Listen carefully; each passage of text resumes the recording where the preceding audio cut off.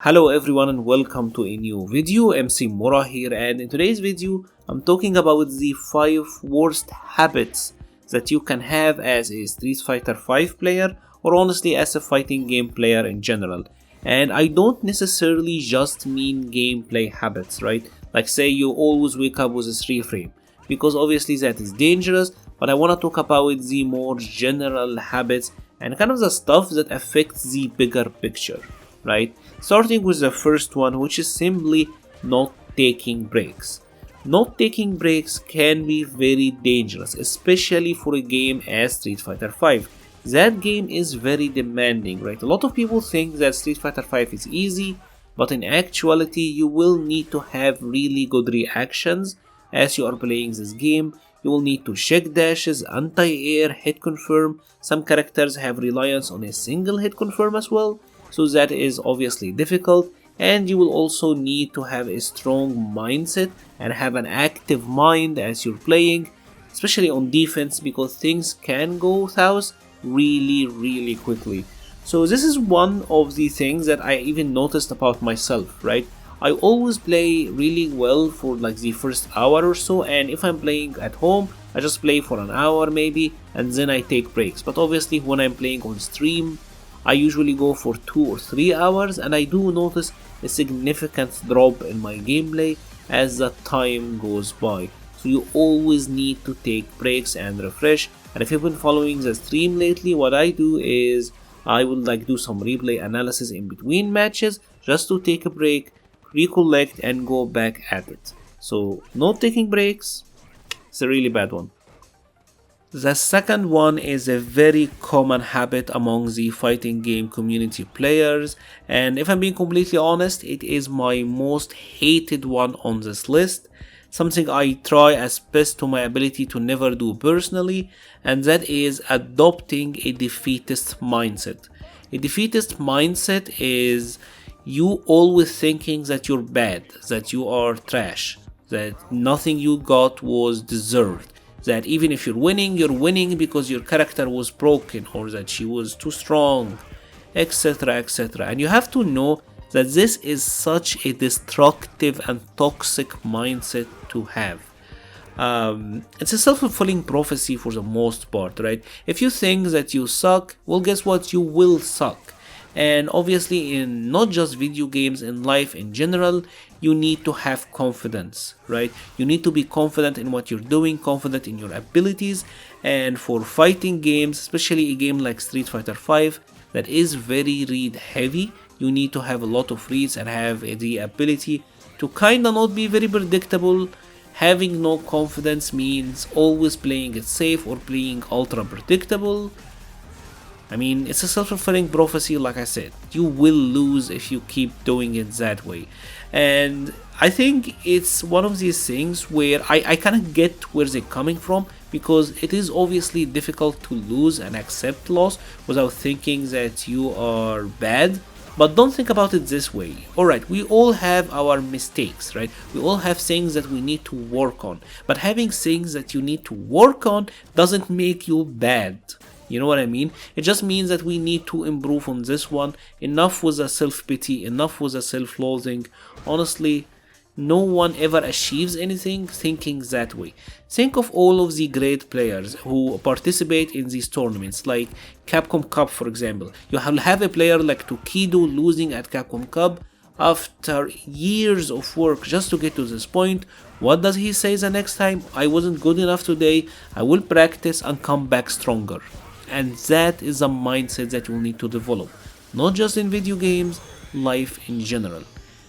The third one is a very common one actually, especially among the older fighting game players, and that is using tools that don't work and then complaining about it.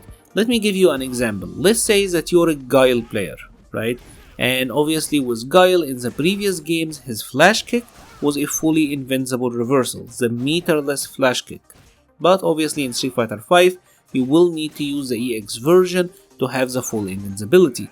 The type of character I'm talking about is the person who will use the meterless wand, knowing fully well that it's not invincible, and then when it doesn't work they will complain, oh my god, why is this not working? And it's like, you already know that it's not invincible, dude. And like I said, this is especially common among the older players, because habits obviously can be hard to get out of their system. They're used to the moves working a specific way on the older games. But you're gonna have to understand that every game have its balancing and its reasoning for that, so you will need to learn how to separate and move on. It's kind of a funny one, but actually more common than you would think. Number 4 is focusing too much on tiers list and not that much on the matchups. And tiers lists in general are usually an indication of how good or bad your character is at the highest level. Doesn't always mean that it will apply to you and the match you're playing, but in general they give you an idea, like a rough idea if your character is good or not. Now the thing is, tiers can actually affect how you play, right? Because if you're playing a low tier character, you might go into games expecting that you're gonna lose, or if you're playing a top tier character, you can be overconfident if you're fighting against someone who you pretty much expect to be weak. So there is a little bit of psychological warfare that goes on as you are thinking about tiers too much. And the other thing is matchups, because when you are playing in a match, the matchup is what matters. It's not really about who is strong or who is weak. It's about, in this particular fight, who has the upper hand. And there is a lot of cases where a character who is really strong or top tier even might lose or struggle versus a lower tier character. So don't let it get to your head. If you're fighting against a Dan, for example, or someone who you think is weak like Fang, don't really think about it as this character is weak and let it get into your head. Just play your game and focus on that. The final habit is what I'd like to call excessive randomness. And obviously when you're playing in a fighting game, you can't play 100% by the book, right? You have to throw the unexpected option here or there, go for the big plays, but you have to make it like 10 or 15% of your gameplay and not the core of how you're playing. Unfortunately for some players, this is how they play, right? They just wanna gimmick their opponent. And I noticed this is a mindset or a playstyle that is obviously most common in rank, as we all know, especially with some characters in particular like Ken. Ken players have a really strong tendency to be random, but it isn't a good long-term strategy, right?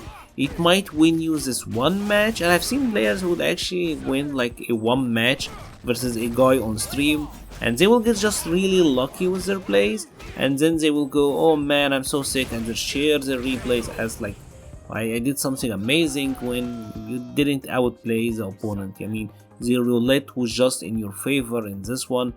It's gonna happen and you will lose the next 9 matches. So I think for the sake of improvement, for the sake of consistency, and actually having a better understanding of everything, solid play is more favored, or at least playing with purpose, right? Randomness should be just here and there to spice up your game so you don't become too predictable and easy to read, but it should never be the core of your game. And that is pretty much it for today's video. If you have enjoyed this video, please leave a like or a comment. Helps the channel so much. I will be leaving a link to the Patreon page, the Discord server page. There is also a Twitter page if you are interested in following, and I have been streaming. I stream on Monday, Wednesday, and usually Friday or Saturday, and depending on how it is for me in real life. All of that you'll find in the description below. Thank you very much for watching and stay safe.